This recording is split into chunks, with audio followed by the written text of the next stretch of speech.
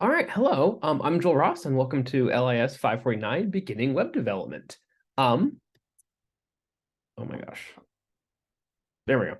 So in this video, we're basically going to give you a brief introduction to the course. I'm going to go over some of the syllabus stuff to kind of get you started and basically give you a sense for what you'll be doing during this quarter. So first, a little bit about me. My name is Professor Joel Ross. I'm an associate teaching professor here in the Information School. I've been here for about 7 or 8 years or so. I teach courses primarily in our undergraduate program, but I also teach some courses in the LIS program and some courses in the MSIM program. So I teach classes in web development. That's actually like my main class that I teach most of the time. I primarily, again, teach it to undergrads, but I've taught to the LIS students as well. And then I teach some other intro programming classes and more advanced programming classes kind of along the way. My background is in computer programming and computer science, but primarily it's in teaching programming to liberal arts students. So I'm very much in the sort of figuring out how we can be able to bring programming and bring these kinds of development ideas to people from lots and lots of different kinds of backgrounds. Let's see. This year, I'm also the chair of the informatics program, so that's eating into my time a little bit. So you have some context for sort of other things that I'm working with this particular quarter. And then my fun fact about me is that I live in Tacoma. And so I commute to campus periodically. And so again, you'll see sort of I'm in some ways also remote in terms of how we're dealing with things. Let's see. So my library bona fides. So I spent my undergraduate years working in the library. That was like my student job as I worked in the library. I primarily worked in the government document section of our my undergrad library. Most of my job was involved with cataloging and shelving microfiche, which the government puts out a lot of microfiche stuff. So I spent a lot of time doing that. I haven't actually worked the circulation desk, but I did work in a library because I did do some of this kind of work.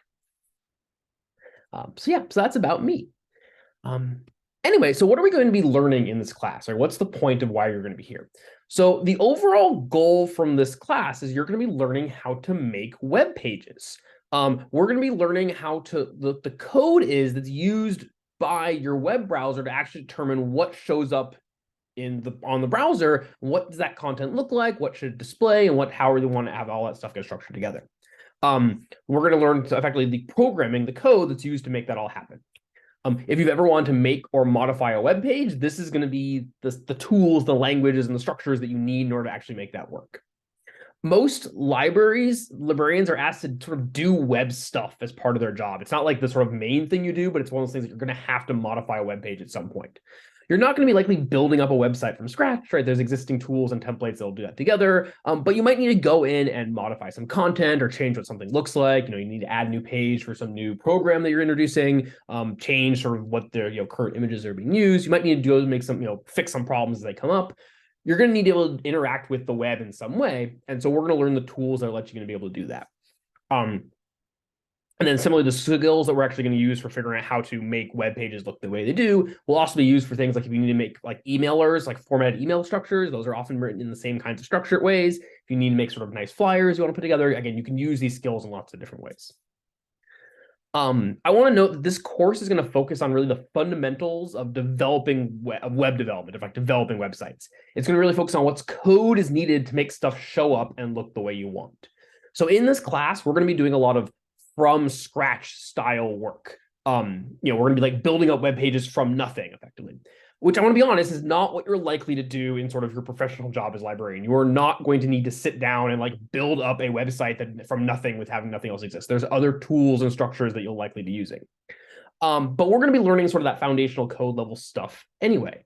The way that I sort of think about this is a little bit like how you might think of something like an auto shop class. I don't know if everyone remembers the existence of auto shop back when they were in grade school, or like a woodworking class or any other kind of skills-based course. So if you imagine like something like an auto shop class, right, which is a course you might take in like high school where you're going to sort of learn about cars, you might learn how to like build a car engine or rebuild a car engine, right? You're going to learn of all those pieces. Not necessarily because you're ever going to do that on a daily basis, right? Or on a regular basis, right? You're not going to need to be building car engines all the time, but you might find that you need to do some maintenance on your car engine, right? You need to change the oil, or you need to identify when something goes wrong, right? Like, why is my engine suddenly smoking? Which is a problem that I've encountered.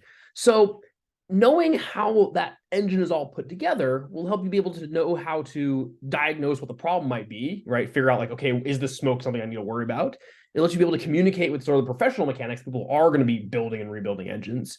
Or maybe you need to fix some small thing on your own, like you need to go change the oil, right? You know how those pieces work because you understand how the whole thing has been built together. So that's the kind of thing that we're going to be doing in this class. We're not going to be learning necessarily all the tools that you might use in whatever particular tool you might use in your sort of in a professional context. Say like, well, here's what this library uses to modify their web system. We're going to be learning sort of what's the overall structures, how do web systems in general work, so that whatever tool you end up using, whatever system you end up working through, you'll be able to then develop websites. We're going to be learning a lot of foundational skills, right? How to build the engine, even though in your practice, you'll probably just likely be driving the car. But this way, by learning these foundations, you'll understand that if the engine breaks, you know how to do something with it, right? If you need to tweak the car around, you know what's going on, how those pieces work. So again, what we're going to learn and do in this class is not going to feel, it's going to feel about one step removed from what you're going to be doing sort of in practice and in your professional practice, but it's going to give you that foundational sets of skills, that understanding, so that when you need to do those things in your professional practice, you understand the why of how it works. And that's kind of really our goal for this class. Okay, so let's talk about the course syllabus and sort of structure and what this is going to look like. So you can find all the syllabus information on Canvas, which is probably where you're looking at this video right now, once the video gets added to Canvas after I finish recording it. That's going to be our home base. That's going to sort of have everything that you need sort of gets linked together is going to come from Canvas. This is an online async. Let's see, what do I say? So this is an online asynchronous course. So we're going to be providing resources, videos, readings, and activities, exercises, assignments for you to work on.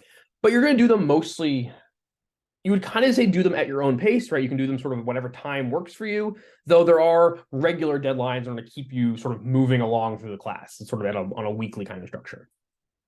So I have organized this course into a set of weekly modules. I very much think of courses in terms of weeks. That's kind of just how I structure the world. And so we're going to sort of building it that way. So each weekly module will have, I can't expand that one out. Let me go back to this page. Here, that's a list of what we're going to be, of all the stuff we're going to be doing in this class. So each weekly modules is going to, each module will have a set of video demos, sort of, walking you through how to do something. It'll have some readings that you can then use for reference to figure out more details about information we can't cover in a 20 or 30-minute video. And then they'll have a weekly exercise, an assignment for you to work on, right? For you to practice with. We'll do that for the first sort of 7 weeks. I think the last 2 or 3 weeks we'll be doing more of a project level work, so kind of a culminating work instead of having individual exercises. The details on that are forthcoming. I'm going to sort of be pulling this stuff together. I want to note that I'm very much trying to restructure and sort of design this class to be able to make sure that it's ideally working for LIS students and exactly what you need to get out of a intro web development class. So that means I need to re-record, I need to record a bunch of new videos. I need to basically rebuild a lot of pieces. So I'm going to be working just a little bit ahead of you. So I will have, so think I'm going to probably try to be maybe like a week or 2 ahead of you. So while it would be the kind of thing where you could say like work at your own pace and move through stuff as fast as you need to, likely you're going to be restricted, not because I'm saying I don't want you to be able to move faster. It's just that I have to like actually get all the materials put together, and that's going to take some time. And unfortunately, spring quarter sneaks up on us a bit, so I haven't been able to do that. But I'll stay ahead of you. It'll work great. Everything will be fine. Just sort of keep going 1 week at a time and everything will be fine. Okay, cool. Yes. So in terms of, so I said, I'll have video demos like this to be able to sort of explain sort of how these things are coming together. The other piece to note is that there will be some readings work. I'm going to be drawing readings from 2 distinct textbooks. They're both freely accessible online. You don't have to pay for anything, right? So you'll be able to get to what you need. But I want to sort of give you a sense for what these 2 books are, just so you have to know for when I'm referencing readings, you know sort of where that's coming from. So the first one I'll be referencing is the Info 340 textbook, which is the textbook that I wrote for my undergraduate version, my undergraduate web development class. We're not going to be covering everything in that book, right? Undergrads go much further because they've already had some background in this, so they're not doing quite the level of beginning work that we're doing. But the first couple chapters are actually pretty good high-level overviews of the same kind of foundational stuff we need for web development. So tends to be a little bit shorter to read. It's a little bit sort of faster to read because it's focused on more like, well, this is sort of the things you need, the exact things you need to get started doing web development.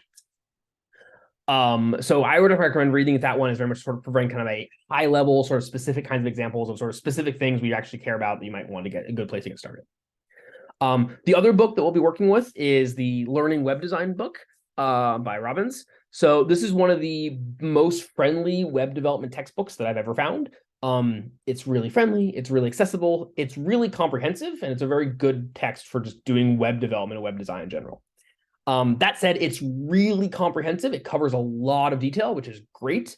But often those details might be more details than you need this week, right? There might be things that you may want to know in the future, or you may need in 2 weeks from now. And it doesn't quite structure it in exactly the way that we might think about structuring the class, that I would want to structure the class. So what I'm going to probably recommend you do, and I've got this written down in some of the modules, is that when you talk about readings, think about reading through the 340 text as sort of like a high-level overview, and then you can use the Learning Web Design class development design text as more of a reference for when you get confused or stuck or want more details about sort of how something works. Okay. The other sort of tool place that we'll need that's outside of Canvas is that we're going to be doing Q&A stuff using what's called Ed Discussion. So you can get to Ed Discussion. It's linked from the syllabus. There's a link at the top here. There's a link under Q&A under Ed, and you can also get to a sidebar under from Ed Discussion.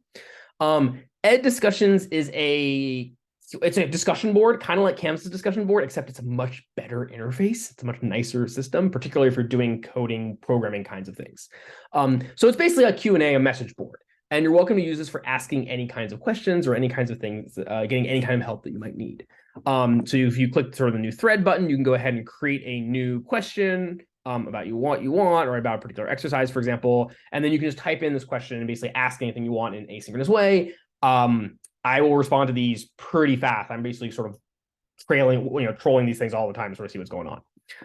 It is possible to post privately. So if you want to ask a question, but you don't want anyone else to see it, just me as the instructor, you can do that as well. If you want to post anonymously, you can do that. If you want to be able to ask a question where you don't want other people to see that you're asking a question, I don't know why asking questions is the best way of learning. So I would demonstrate that you should ask questions, but if you want to do that, you can do that as well. Again, you can just type in some text. The sort of really cool thing that Ed lets you do is if you click this little button that looks like where does it go? This one. The one that looks like the two angle brackets, which is a sort of a coding symbol. Either one will work, but that will let you sort of type in like a block of code that gets formatted and colored and readable. And makes it sort of very nice to read. So it's a good way of being able to present this kind of content. But yeah, so definitely go ahead, and you want to use Ed Discussion. It's the best way of getting in contact with me. It's the best way of asking questions. I also respond over emails. You can also contact me on Teams, but like the best thing you can do is to post to Ed. That's the best place to ask questions about any kind of material in the class. In part because if you post them publicly, other students may be able to come help and answer you, or be able to see your answers, and that helps them as well. And because it's just a good place to sort of keep all of our stuff in a sort of a concise, searchable, friendlier format that's not Canvas's discussion board. Cool, good. And everyone should have access to that. If you don't have access to that, let me know, and we'll make sure you're all able to get to where you need. Okay. And I want to say, like, please do go ahead and post questions and ask stuff and be able to share resources you find that are useful on Ed to help other people learn. As the instructor, this is me standing and say, like, I authorize you to actually go get help learning and to help other people learn if needed. Don't post like the answers publicly, because then that doesn't really work, because you don't get anything if you just sort of share answers. But please do go ahead and like help other people learn how to do this material. Learning how to do programming can be challenging. It can be really hard and a lot of frustrating. And really one of the best things you can do is really grab that community, grab that sense of other people are here to be able to help you learn the things that you need to learn. And they are. We've got a whole bunch of people here to help you out. Okay. Let's see. The other thing we're doing in addition to Ed Discussion, I will be holding a set of weekly hangout office hours. And again, these can be office hours where you can think of like, oh, I need to go get help. Let's go talk to Joel. But it's also just if you want to just like, these are all be on Zoom, they'll all be online. But you can also just say, I want to go talk and just hang out and like just be like there to ask a question or just like feel like I'm working with somebody else. You're welcome to use them for that as well. The exact hours of this I'll have available shortly once we've gotten once I've gotten feedback from you all for sort of when will be good times for you, when most people will be able to make them, because I want to make sure I'm not scheduling things that don't work with your schedules. All right, cool. What else are we doing? My mouse go. Okay. Otherwise, all kinds of course policies can be found on Canvas. There's a lot of details here that you can read through. It's a fairly long document because I try to be transparent about all my policy work. The one things that I want to sort of make sure to note for you to do is for gradings and for deadlines. We do pretty regular deadline deliverables in this class, right? So we're going to have exercises that are due about every week. This is designed to keep you on track, to make sure that you're actually like going through and learning material so that you don't end up falling behind and get overwhelmed by all the different stuff that you have to do and all the things that you need to learn. But I understand that also like programming is really hard. It can take some time and people have lives and things come up in your life. And so that's okay. So every single exercise does have a 3-day grace period. So you can turn in every exercise up to 3 days late, no questions asked, no penalty, just turn them in 3 days late and say it was late, I apologize. You don't even apologize, just like you can just turn it in late and that'll be fine. Really the intention here is to make sure that we are accommodating, like you get sick, you need an extra day or two, great, take an extra couple days, that's fine. After that, you can turn them in, any exercise you can turn in through the end of instruction, the end of the quarter, so Sunday before finals week, for a maximum of up to 90% credit. So even if it takes you longer than an extra day or two, you can still get mostly full credit on all the problem sets, or not problem, all the exercises. This is intended, again, to help keep you on track, and there's like some, great incentive to do that, but I'm trying to accommodate people's, sometimes things come faster or come slower to different people. I want to make sure that I can accommodate you so that you can feel like you can spend the focus on learning and not be focusing on stressing about deadlines and structures and all the academic stuff. Instead, you can really focus on okay, how do I be able to master these skills that I need to do well in my job? Cool. I guess otherwise there's other policy things here. I'm not going to spend this video going through the syllabus. You can read that on your own. You're all highly competent critical readers to be able to understand that. If there's any questions about any of this, of course, please do let me know. Okay. Finally, I want to make one more note about computer programming, because web development is a form of computer programming, and that's a thing we're going to be doing. So computer coding, or computer programming, is a skill. It's kind of the same way that riding a bike is a skill, which means it requires practice. It requires development to sort of train those muscles, that sort of mental muscles, but also just like the physical typing muscles, in order to sort of figure out how to sort of make that all work. Coding also involves learning languages, right? Computer code is a language, the same way that learning Spanish is like learning a language. So it's a little bit like trying to learn to ride a bike in Spanish, where you're trying to figure out both how to understand the skill, but also how to do it in this kind of foreignish kind of language. So programming is going to really bring apart that sort of this kind of repetitive practical skill level work. And it's going to it's going to sort of require you to apply some of your sort of language thinking levels kinds of skills to work. So it's going to feel maybe a little bit different from some of the skills that you're often be doing in your LIS program, but these are going to be things that are important for you to practice and exercise, or good mental muscles you're going to need as well. In addition to coding, like I said, it's like a language. There's both the language that you're actually writing out code in, the language the computer can speak, but there's also the language that we use to talk about web development. Programming and web development, as an example, programming has a ton of jargon and a ton of vocabulary, a ton of just ways that we refer to things that aren't the ways that you might normally think about, or words you would think about using if you weren't involved in that domain.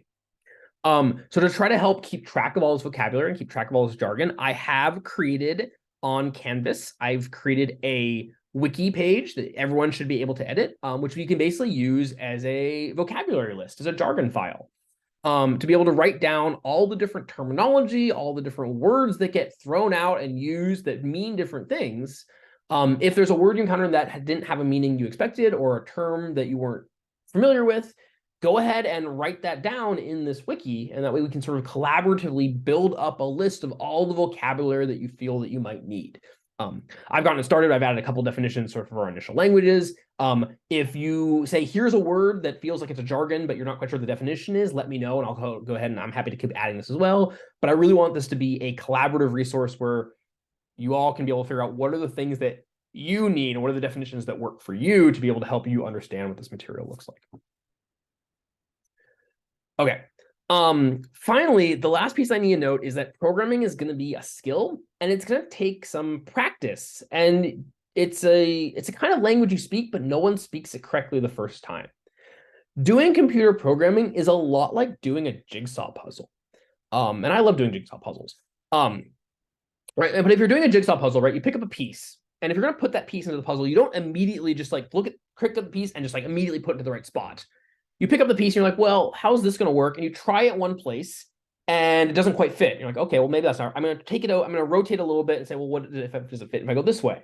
Well, maybe I'll try spinning it around. Does it fit go that way? Okay, it looks like it doesn't actually fit in that way. That's not the right solution.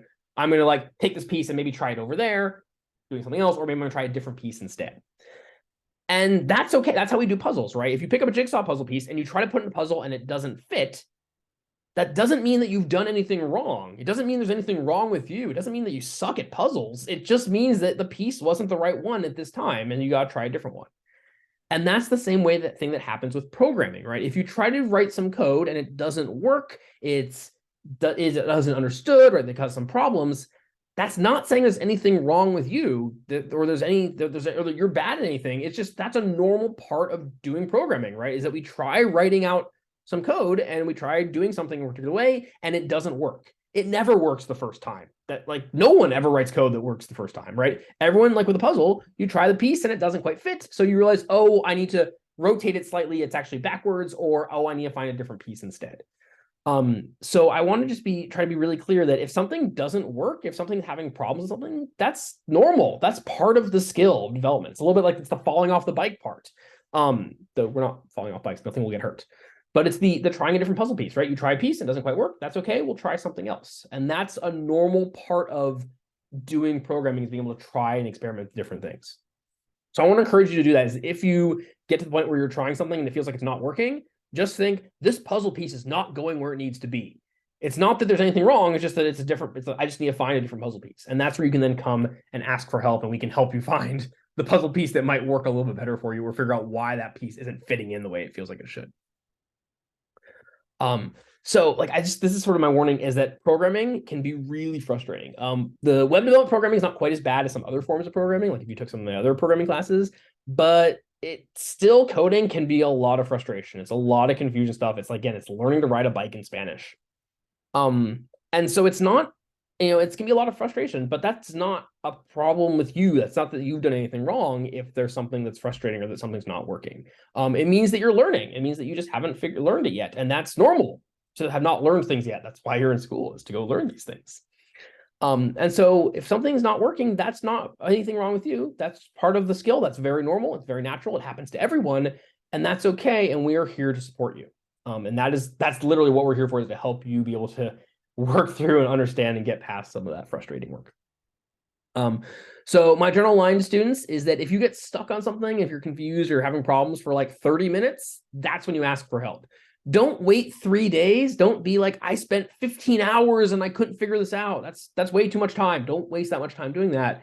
If you're being like, you spend like half an hour or an hour and be like, okay, I'm not quite sure what's going on here or how this is working, and you've like felt like you've been like trying different puzzle pieces, but you can't get that piece into the right orientation, that's when you reach out for help, right? That's when you put a post on Ed. That's when you can send me an email. That's when you say, okay, this piece is not quite working. What am I not understanding here? How is it supposed to come together?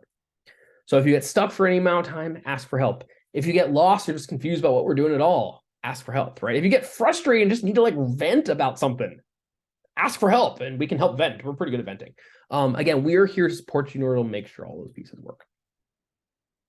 Okay, but again, the best thing you can do is, again, ask for help. You do not need to learn everything on your own. You're not expected to know all the stuff immediately. You're not expected for you to, it's not even expected for you to just like come naturally to you, because again, this is a very different kind of skills than you'll often encounter in, in the sort of library profession.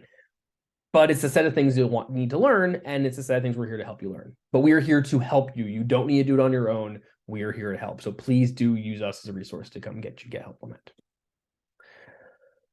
Okay, I think that's everything I have for getting started in this class. So that should get you up and running. The first module is on getting our sort of basic web development stuff together, and we'll have that available for you very quickly. So again, if there's any questions, please let us know. Otherwise, welcome to the course again, and thanks so much. I'm excited for you to be here.